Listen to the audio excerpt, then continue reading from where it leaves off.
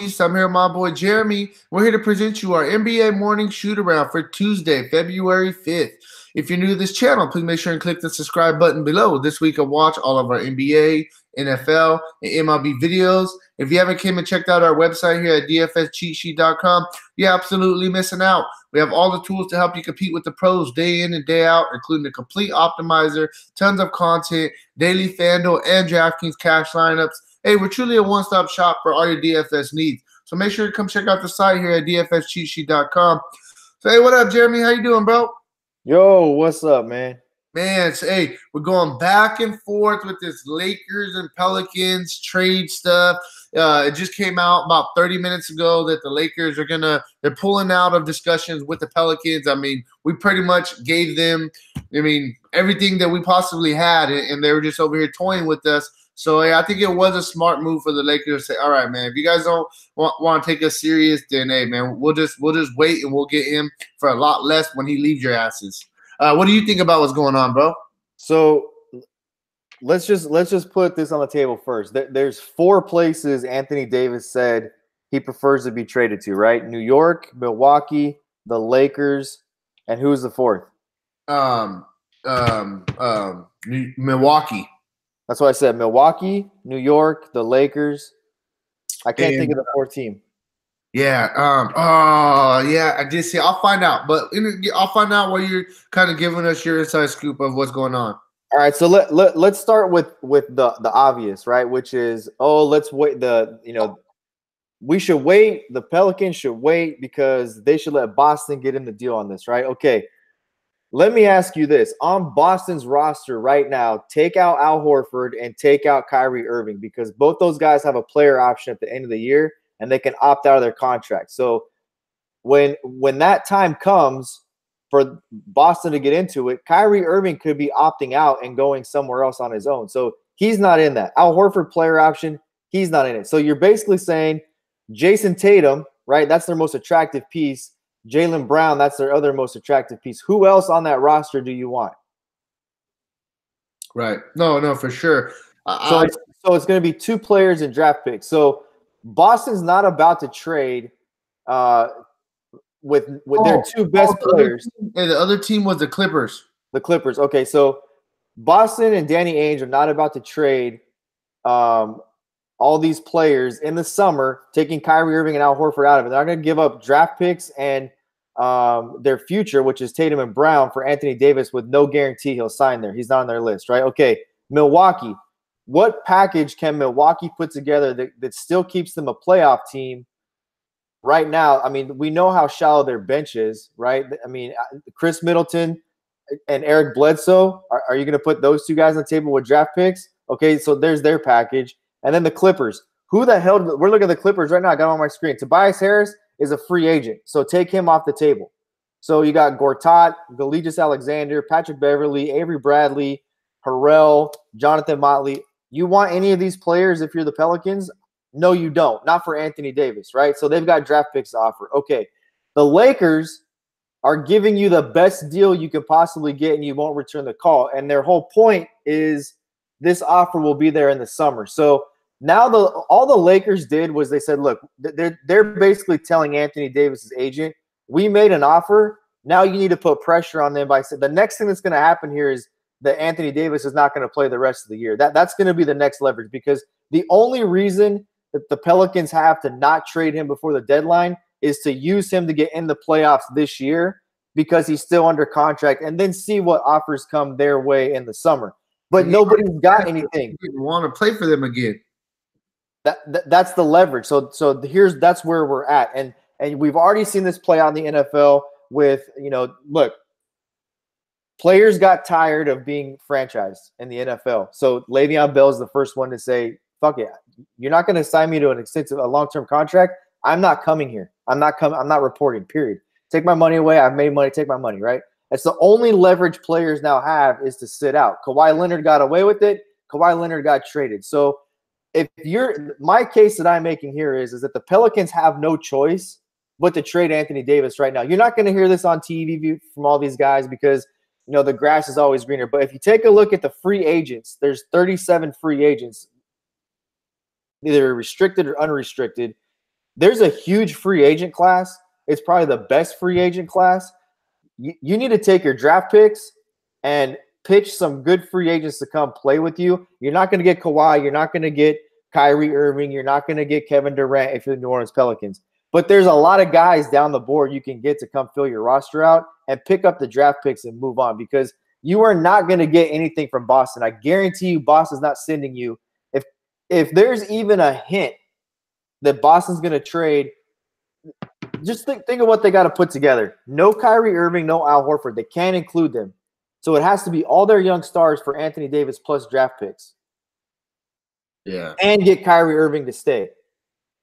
Yeah, no. I don't know. It's crazy, bro. From the last thing I read was the Lakers are still very interested. This is from Agent Wojnarowski. So the Lakers are still in talks with the Pelicans, but they're not going to make any more offers. They're just going to wait and see if the Pelicans make a counter offer. That just came out about 15 minutes ago. So it's not like the Lakers are not trying no more, but you pretty much just said it. Like, we're just throwing all this stuff at them and they're not answering. So we're just kind of, okay, well, hey, we'll see if they come back and counter offer. And that's really the latest that I heard of it. The Lakers made I think they made a bad offer to start with. They made a bad offer to start with.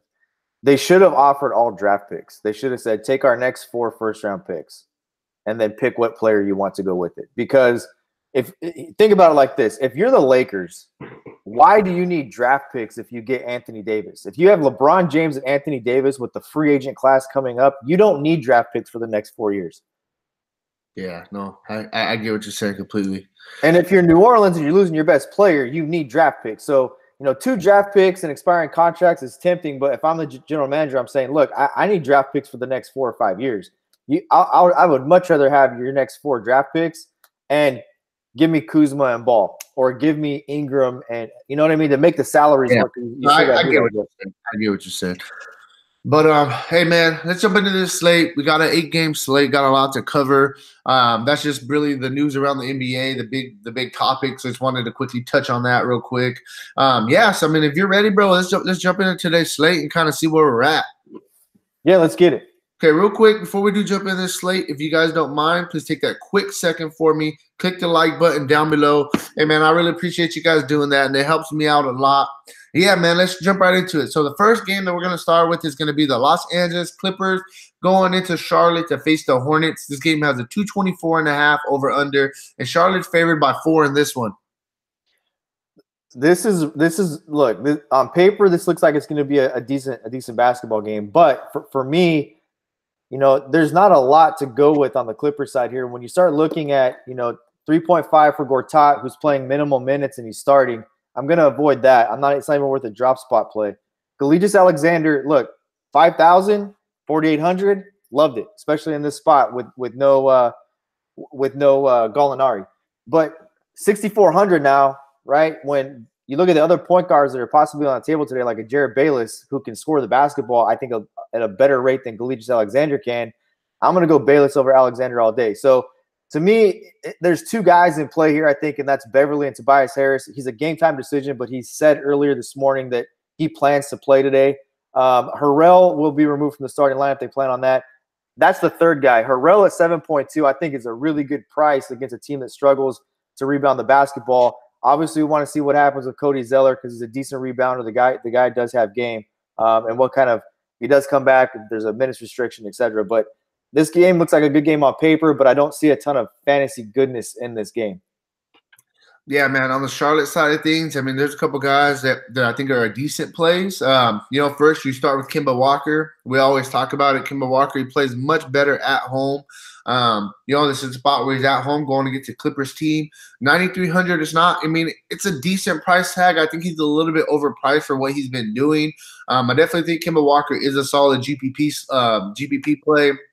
A couple guys that are really intriguing me. Nicholas Batum, he's starting to kind of get back to form of doing the things that that we've seen him do the past couple of years. Fill up the stat sheet, triple double upside any night. Very fair price tag, 5.2. We need 26 for value. He's playing the minutes. He's playing anywhere from 31 to about 35 minutes a game, doing a little bit of everything. I think this is a very fair price tag from the tune. I could get behind him. Jeremy Lamb as well. He's one of their best scorers on the team. The guy gets a ton of shots. He's having a really, really good season, and his price tags actually came down a little bit. 5.5 is a fair price tag. The thing about him, though, is just the minutes haven't really been there for him. I mean, he's playing, 26 to about 29 minutes a game. But as a starter, I want him to play 32, 33 minutes. Definitely think Lamb is in play, but he's strictly a GPP play for me. Cody Zeller, no thank you, coming back. That kind of puts Boyembo and Willie Hernangomez out the picture as well. Marvin Williams, I guess, is a decent play you can look at, but I'm not really interested. For me, on the shorter side of things, it's really just Kemba Walker, Batum, and Lamb, all GPPs. Yeah, and move on, man. Next game we're going to go with, it is going to be the Los Angeles Lakers, speak of the devil, going against the Indiana Pacers. This game has a 217.5 over under. The Lakers are favored by 3, and I was actually a little bit surprised in the over and under. I thought this was going to be a little bit higher. Yeah, you know what? Look, LeBron James is back. We haven't talked about, like we were talking earlier, we haven't talked about LeBron James in the cash game lineup for a while. I think all the Lakers are in play here.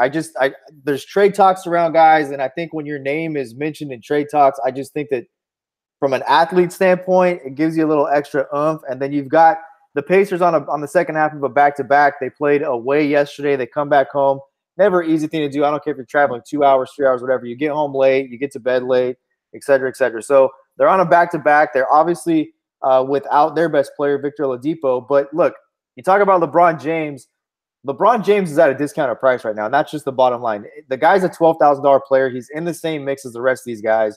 He's at a discounted price. His first game back, he almost throws up a triple-double. Did say he had tired legs, etc. However, it's still LeBron James, right? So very familiar opponent, having been in the Eastern Conference for his entire career. He knows this team. He knows these players. He's had a good track record against Indianapolis. I really like him at I feel as a discounted rate tonight for a guy who wants to go out and ball out right now. He's LeBron James on a recruiting mission, period, point blank, into story. And if you're LeBron James and you're on a recruiting mission, especially heading into the All-Star break, your talent and your ability to still show you got game and you're still that guy is on full display. You have to put that on full display. So for me, LeBron James is target number 1. I do like the price of Kyle Kuzma, and that's kind of where I'm going to leave it outside of Rajon Rondo. I think Rondo is a good contrarian tournament play tonight with the other value on the board, like a Terry Rozier, etc. The fact that LeBron James comes back on the floor, I think that gives Rondo a little bit more freedom to actually do what he likes to do best, which is rebound and pass the basketball. Rajon Rondo, a very good, one of the best rebounding point guards I think the game's ever seen, to be honest with you. Yeah, man, and on the Indiana side of things, it's at first I thought it was a little bit of a fluke, but now I'm really starting to believe it. Darren Collison, whenever Oladipo is out and his usage rate goes up, he's a real point guard. He's dropping dimes, he's scoring the ball. We seen it early in the year. The first time that Oladipo went out, Darren Collison's numbers went up. As soon as Oladipo came back, his numbers went back down. Now that Oladipo is out again, his numbers are starting to trend back up. I really like Darren Collison in an up-tempo game going against the Lakers. It is scaring me a little bit, the fact that he is a veteran on the second end of a back-to-back. But the guy's just playing very, very well. He's giving you a solid floor for your cash game. 6.4. We're going to need about 32 for value. Definitely think he can get there. He's the first guy you really want to look at on the Pacers side of things. And then if you want to, Corey Joseph, he's been starting in the shooting guard spot, 4,500. He's definitely been, somewhat up and down. But, he's playing 30-plus minutes a game. The guy does a little bit of everything. And if he scores the ball, look at this. Even yesterday, 5, 5, 4, 1. He's filling up the stat sheet, just not really scoring the ball. He does have, he can have those games where he scores 15 to 20 points and shoots the ball well. And if he does that, he's going to have a monster game, 35, 40 fantasy points. We know he does have that upside, so I definitely think Corey Joseph is in play. All we need for him to hit value is 22 in an up-tempo game against the Lakers. I could get behind Joseph. Outside of that, I mean, I think Bogdanovich is a good play. He's having to pick up the scoring load a little bit with no, Oladipo out there. He's playing a ton of minutes, shooting the ball pretty well right now. So I like Bogdanovich. I definitely think that Bogdanovich is in play. And then, I mean, the big news that I'm waiting on is Miles Turner. Miles Turner is questionable with a thigh injury. Probably that was suffered during yesterday's game. He played 32 minutes. If he is out, you just pretty much lock in Sabonis at a discounted price of 6,300. We were playing 7,000 plus for Sabonis earlier in the year. So if he's going to start in place of Miles Turner, just put him in and just move on. That's a big piece of news that we're waiting on. Also, if Miles Turner is out, you can look at Thaddeus Young as well, 6,300. I definitely think both of these guys will be in play if Turner's out. That's one of the big news that I'm waiting on personally, so I can kind of make my decision and go from there. Outside of that, I really don't have any interest in anybody else on the Indiana side of things. The funny thing about Collison is if you look at his career stats, even going back to when he was originally with Indiana back in the day, like 2010-11, he's having his best. He's playing the least amount of minutes he's played going back to, his Sacramento days when he got a lot of run, with Boogie, etc., and Rudy Gay. He's playing the least amount of minutes he's played. He's actually scoring the least amount of points he's scored as far as the season average goes, but his assist numbers are up by almost 1 assist per game, going back to the best numbers he's had since he's ever been in the league. So, Right. that's the key factor for him. And then he does have – the guy, no matter what, you can go back to Sacramento. When the game was on the line, the guy hits clutch shots like he did last night. He hit clutch shots last night down the stretch. Yeah, no, for sure. Moving on, next game we're going to go with is going to be the Boston Celtics going into Cleveland to face the Cavaliers. This game has a 210.5 over-under, which is one of the lower ones on the slate. Boston's favored by 11 in this one. We already know that Kyrie Irving is out and Marcus Morris is ruled out, as well as Baines. So, yeah, go ahead and get us started with the Boston side of things. Got a lot of stuff to touch on. If we had a control board, I would push something for sound so we could get your daily chalk spot, right? Because here's where the daily chalk spot is at. I mean, Right. Aaron Baines does get run. He's out, so it's not like it's insignificant. Marcus Morris, that's the first person that would have benefited would have been Baines if Baines would have been playing with Marcus Morris out, in my opinion. Kyrie Irving out, we know Terry Rozier becomes the biggest beneficiary there. So enter chalk spot number 1. Jason Tatum, I think, is the most interesting play because of the fact that Marcus Smart, number 2, Jaylen Brown, number 1, will be the 2 chalkiest plays because of the production Jaylen Brown has put up recently without Kyrie Irving on the floor. So, you could stack 4 guys here. You could stack up Horford, who's been playing at a really high level. We've talked about him looking like he's got young legs again and being very explosive. We know he's a great passer. The problem is can this game stay close enough, long enough to get the amount of run? And in that case, you have to like Jaylen Brown probably the best in this spot. I don't mind if you want to throw a drop spot play out there with Daniel Tice at 3.7. He should see a little bit of extra run today, and we'll probably get a little extended run if the game does in fact blow out. But, we've seen this game before, almost the exact same spot. I believe Rozier put up 45 fantasy points in this spot a few weeks back. So, we've seen this before, same spot. Here it is again, and it's going to be a pretty chalky Boston stack tonight. Yeah, man, for sure. And then, I mean, on the Cleveland side of things, there's honestly 2 guys that I'm looking at for Cleveland. We know that Rodney Hood is out; he got traded. The 2 guys that I'm looking at, Alec Burks. I've been playing this guy a ton this year. The guy has 40 fantasy point upside. He's been playing a ton of minutes right now. He's got you at least 32 minutes in 3 straight games. He's got you at least 27 fantasy points. Well, guess what? On this 5.6 price tag, that's what we need. We need about 27 fantasy points for him to hit value. The guy hasn't even really had a good game, but he's still got you at least 27. He's due for one of those games where he's going to score a ton of points, get hot from the field. I definitely think this could possibly be the spot. He already faced, he just faced Boston not that long ago. He only played 25 minutes. And look at the production in 25 minutes. He got you 10, 9, 6, 2 and 2 for 36 fantasy points. So he crushed this spot. Played him again earlier in the year. He only played 26 minutes and 32 fantasy points. So I think this is a really, really good spot for Alec Burks. And I think he's going to play 32 to 34 minutes. And I think this is a spot where he could definitely have 40 fantasy point upside. He's going to be my number 1 play on the Cavs side of things. And then you can also look at Jordan Clarkson. With no Hood, Jordan Clarkson, he's getting extra run off of the bench. We know that Clarkson could fill up the stat sheet in a heartbeat. The guy, you can see against Chicago. He only played 21 minutes. He got us 35 fantasy points. I'm just saying that just to show you the kind of upside that he does have. He's given us a solid floor with a ton of minutes. Hasn't really had a good game against Boston this season yet, but he hasn't really got the minutes neither. 22, 21 minutes. I definitely think today he's going to be playing probably close to 30 minutes in another good spot going against Boston. But outside of Clarkson and outside of Burks, I'm not really going to be touching anybody else on the Cavs side of things. I love David Nwaba and I love Jaren Blossomgame. I love both of them. I love both these guys. Blossomgame has been a solid player. He just hasn't got much run, but when he's got run, he's done really well. So I do like Blossomgame and David Nwaba. Going back to his days in Chicago, we know the guy can light it up. Took the floor for the first time since I believe December 23rd.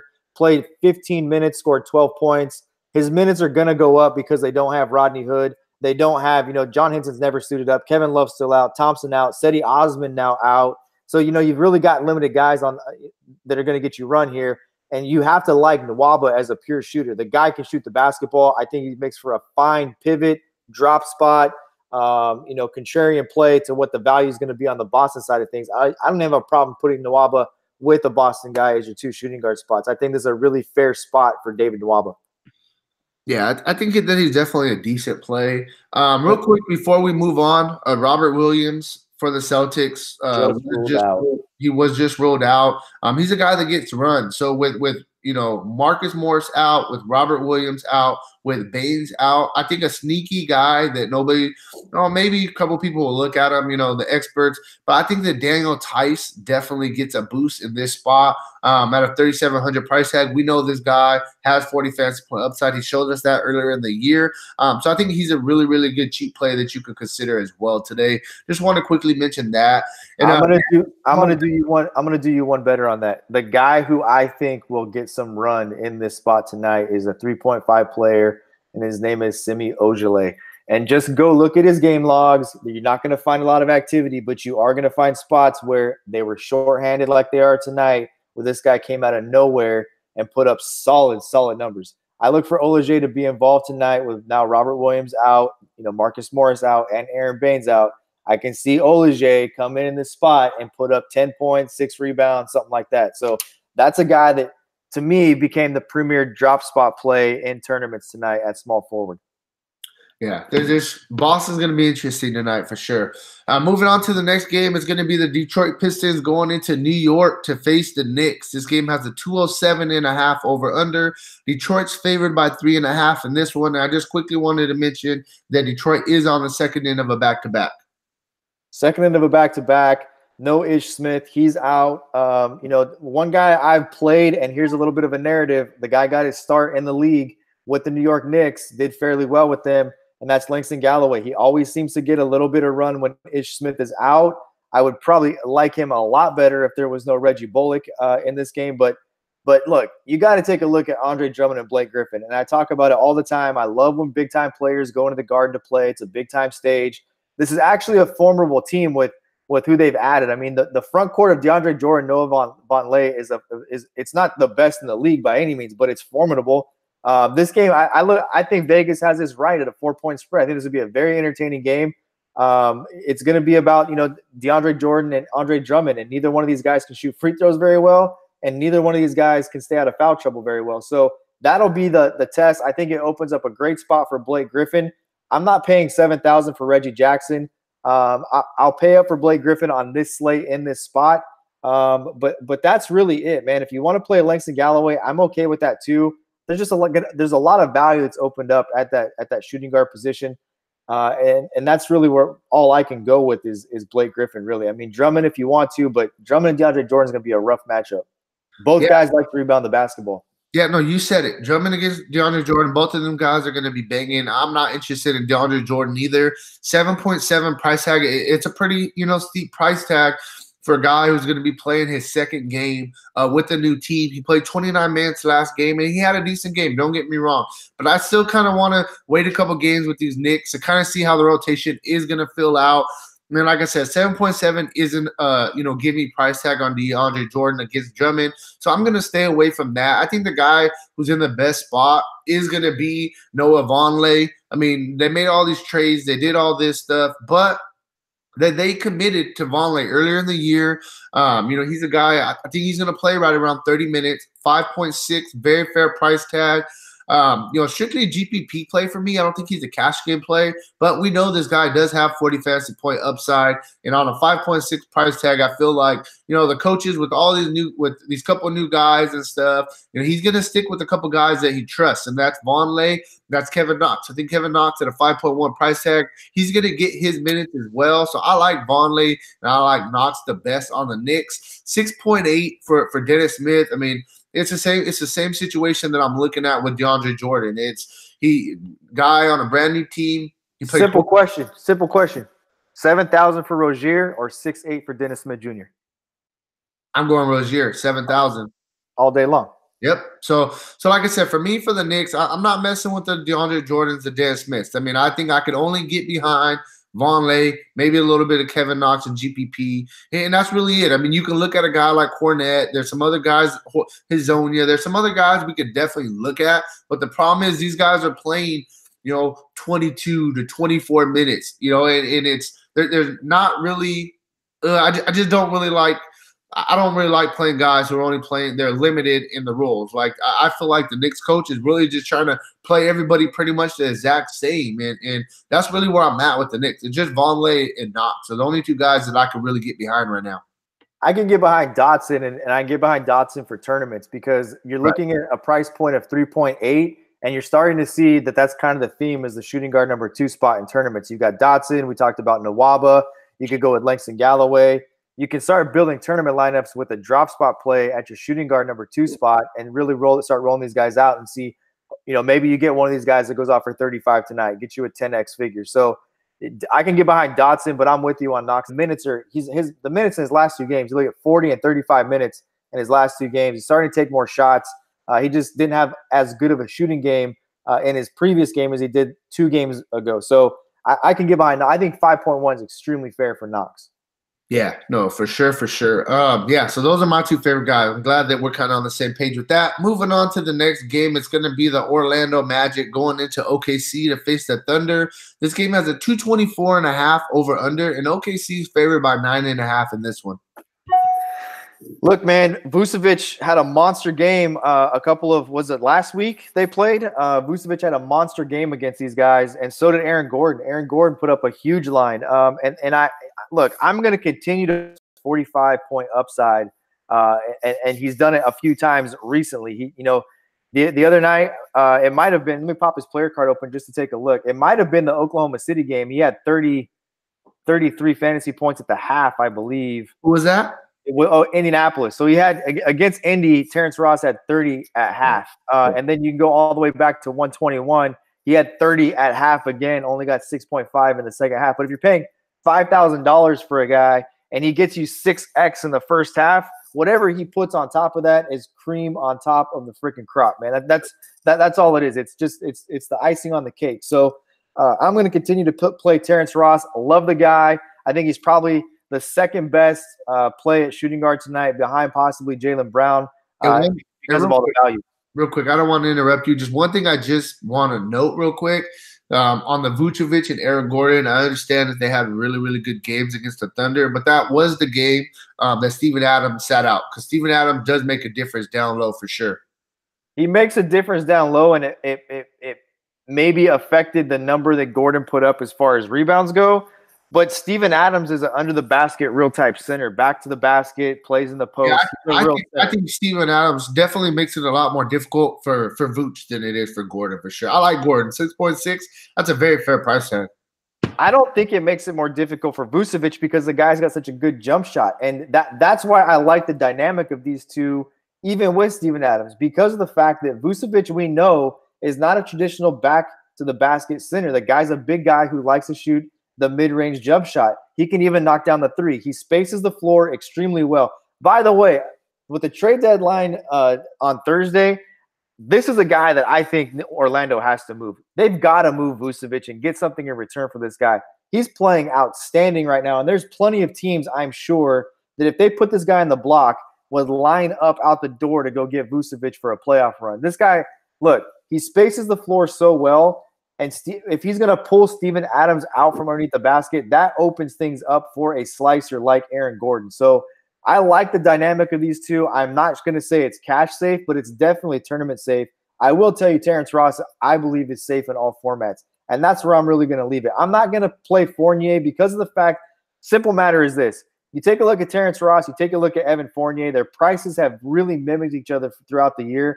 I don't need to pay $600 more for Evan Fournier when I get the upside of Terrence Ross, probably a bigger upside with Terrence Ross over Evan Fournier for a discounted price of $600. So as long as their prices continue to stay the same, I'm going to play Terrence Ross over Evan Fournier as long as their minutes mimic each other as well. Yeah, no, I agree. That's a very, very good point. On the Thunder side of things, there's 4 guys I like, and that's really where I'm at. You got to start with Westbrook, Paul George. They're almost the exact same price. Me personally, if I had to pick between the two, I probably would go with Westbrook. Just the fact that, the guy is averaging a triple-double. We know the floor that he's given us. Paul George is right there, though. He's no slouch. Paul George is doing more of the scoring, while Westbrook's doing more of the dirty work. I definitely think both of them are definitely in play tonight.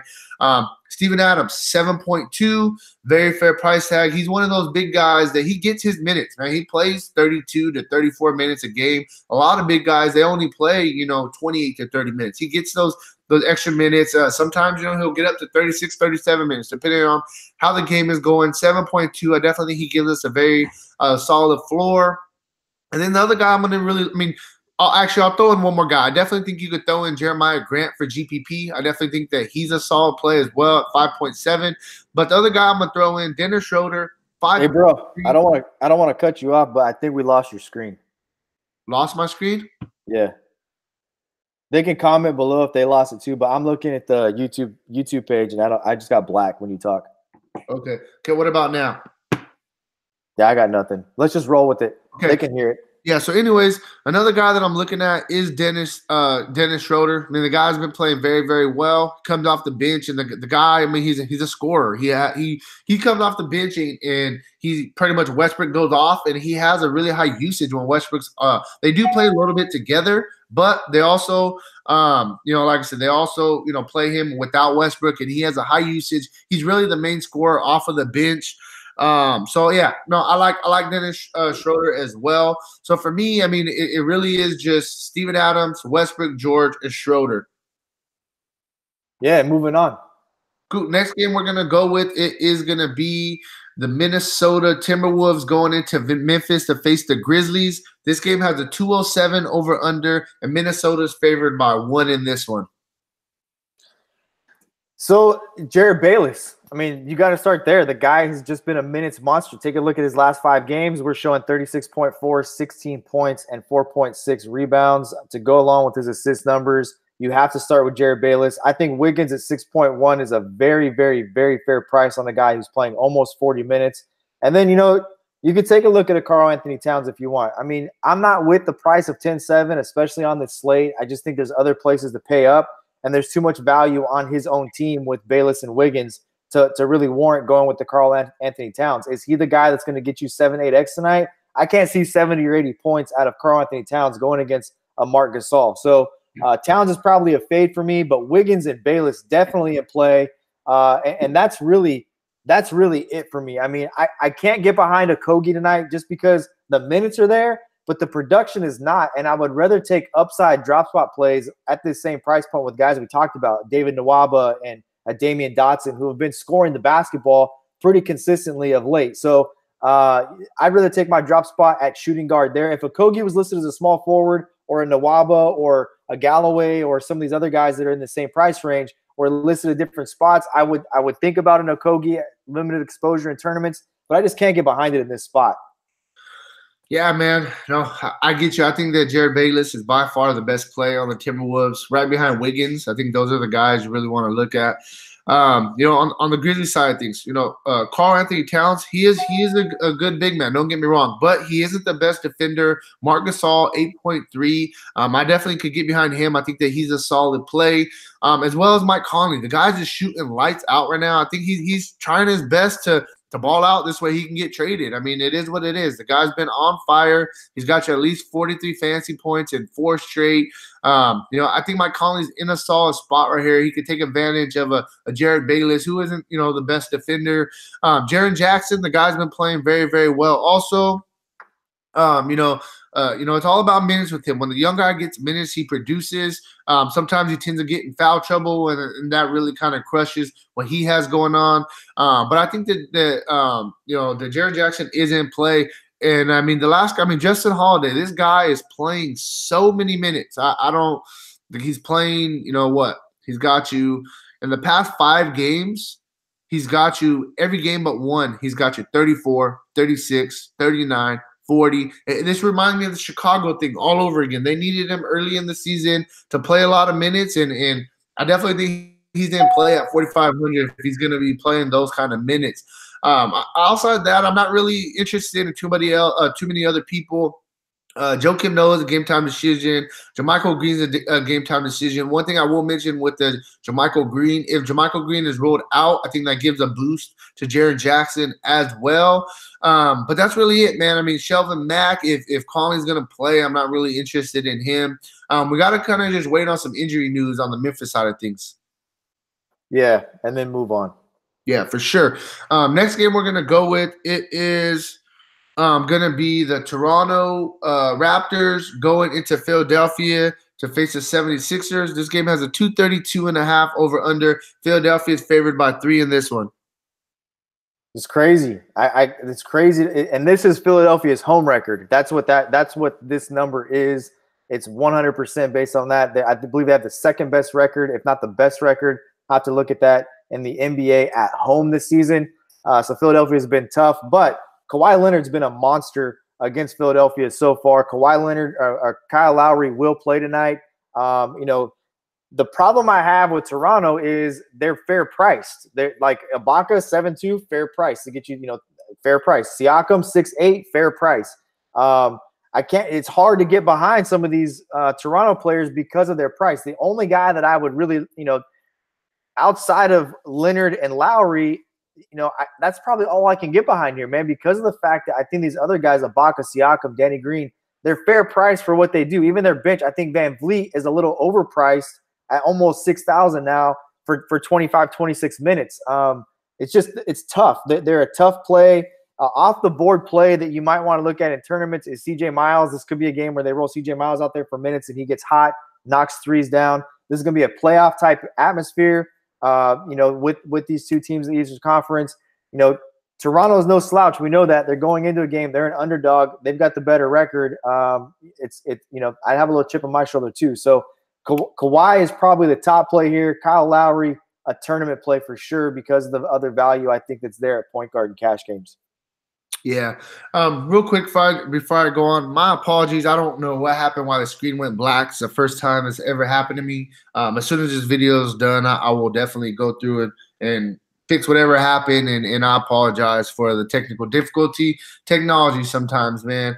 But on the Philadelphia side of things, I think that Joel Embiid is the best play, 11.6. The guy's just been playing out of his mind, giving you a really, really solid floor. And then Ibaka and Siakam, they're no slouch on the defensive end. But, hey, these guys are not big enough to really compete with Joel Embiid. So I think I'm going to start with Joel Embiid. I think he's the best play on the 76ers. And then, you look at the regular cast of characters. You could look at a Ben Simmons. You could look at a J.J. Redick. They're going to need scoring. You could look at Jimmy Butler. I definitely think all those guys are in play, but the guy I'm really looking at is going to be, Joel Embiid. And then Muscala, we have him currently listed as he's going to start today. If he's going to start today and play, 24, 25 minutes at a 3.8 price tag, I definitely think he's a really good job spot as well. But that's really it. That's really all I got for the 76ers. I'm just really going to stick with their main guys pretty much. So you can take a look back, starting with Marvin Bagley going off, Harrison Barnes, PJ Tucker. There's 4 or 5 guys at the power forward spot that have annihilated the Toronto Raptors. They've annihilated them. So I kind of want to, you got to kind of figure out how that's going to work out. When you look at those guys that have done it, you start, you look at Houston. PJ Tucker does it. They don't really have a center. You look at Bagley. If you watch Sacramento, which, I do a lot. We know that. Bagley comes in the game when Willie Cauley-Stein goes out of the game. They don't play together a lot. He plays Marvin Bagley plays with Harry Giles a lot. So take that center away. You look at Harrison Barnes, he goes off, right? Thaddeus Young, he goes off, right? So my point to you is Mike Muscala starting at power forward tonight, and is he the guy that you load up at center tonight thinking that he's the power forward that's going to just thrash them? If you watch Philadelphia play when Muscala's in, he tends to hang out around the perimeter. I got to think that Joel Embiid is probably the top overall play on the board just based on the fact that he's really the power forward / center type of player, athleticism-wise, comparable to Marvin Bagley, who absolutely destroyed the Toronto Raptors last week, I think it was. So I think Embiid may be the top overall play on the board today. Yeah, no, I asked you earlier, who should we pay up for? Because I'm really, really intrigued with Embiid. I like him today. Moving on to the last game of the slate, we got the Miami Heat going into Portland to face the Trailblazers. This game has a 212.5 over under, and Portland's favored by 7.5 in this one. I don't know. I mean, Justice Winslow 5.9. I can get behind that. That's kind of it, man. I mean, it's hard. This is a hard one for me. Miami on the road. I like to get late game exposure. Justice Winslow. I mean, that's to me the safest guy that I could think of at this particular point in time. Looking at everything that's gone on, we've documented it well. There's a log jam of big guys there. There's a log jam everywhere there. I mean, you can look at the backcourt players with Tyler Johnson, Dwayne Wade, Wayne Ellington, Rodney Magruder, Josh Richardson. You look at the front court, Whiteside, Olynyk, Bam, James Johnson. It's just a log jam of players. I would like to see them make a trade and get rid of some of this stuff, even just to bring it. They don't have to get a superstar, but maybe just kind of, round out their team a little bit and give some direction and establish a better rotation, because they've just got a log jam, and I don't think it's doing them well, to be honest with you. They don't have a real commitment to minutes to anybody outside of really Richardson and Justice Winslow. That's the two safest plays on the board. Justice Winslow at your number 2, Richardson at your number 2. I think both of them are safe for minutes. And that's what we look for in daily fantasy. We always say it, minutes equal opportunity, opportunity equals production. That's the problem, though, with these two picks. The production just isn't there. These guys were both close to $7,000 players about a week ago. Production has dropped them down to 5.9 and 6.1. So that's really all I can get behind here, man. I mean, I can't tell you to play Tyler Johnson tonight because I think Jared Bayless as a value play or a mid-tier play is much better than Tyler Johnson is. I can't tell you to play him, but I can recommend Richardson and Winslow. Yeah, man, I'm going to keep it short, simple with the Trailblazers. You look at their 3 main guys, Damian Lillard, CJ McCollum, Nurkic. They're all very, very fair price tags. So they're all, they're not like on a McCollum's up, bro. McCollum. Yeah, that's what I mean. I'm sorry. That's what I mean. Is like they're all priced correctly. So there's nothing really jumping out to me like, oh, man, we need this guy in because the price tag is so good. They're all, the price tags are up for sure. 9.3 for Nurkic, almost 10,000 for Lillard, 7.5 for McCollum. I think all of them are strictly GPP plays, but I mean that's really it. I'm not really interested. Miami they're not the worst defensive team as well. They're decent. They have some really good decent defensive players. So yeah, I mean, you just really on the Trailblazers, you could throw in Nurkic, Lillard, McCollum, and a GPP, but that's it, man. Just kind of move on from there. Maurice Harkless is in play today at 3.9. He's played solid minutes. He can get you 15, 16, 17 fantasy points. It's kind of what 15 is kind of what his floor is right now, which almost gives you, the 5X, 4X figure. But if Rodney Hood does play, I think that even eats into Maurice Harkless a little bit. Game time decision on Hood.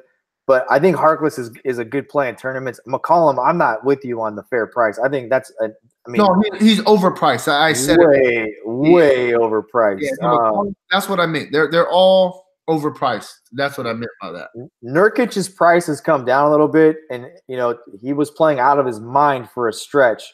Nurkic is an interesting late night play to me. 9.3, Embiid seems to be the clear-cut top spot to pay up for on the board today.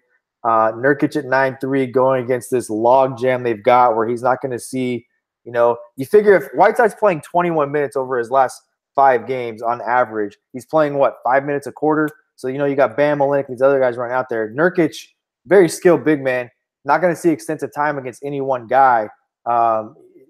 He's an interesting play. Nurkic is definitely an interesting play. I could see Nurkic putting up 50 tonight.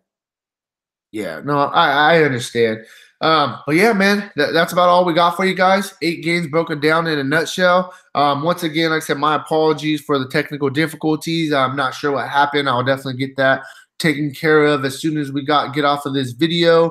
And I will be back with my NBA core plays video, my top 5 guys I think that you need to have in your cash games tonight. So make sure to be on the lookout for that. It'll be up very, very shortly. Outside of that, hey, man, if you guys want to play the actual lineups that we're playing every single night, or you want to go run the optimizer or max center, a contest, hey, we got everything that you need here on the site. So make sure to check it out, dfscheatsheet.com. And hey, if I don't talk to you guys before then, good luck on your guys' contest tonight, all right? All right, guys. Peace out.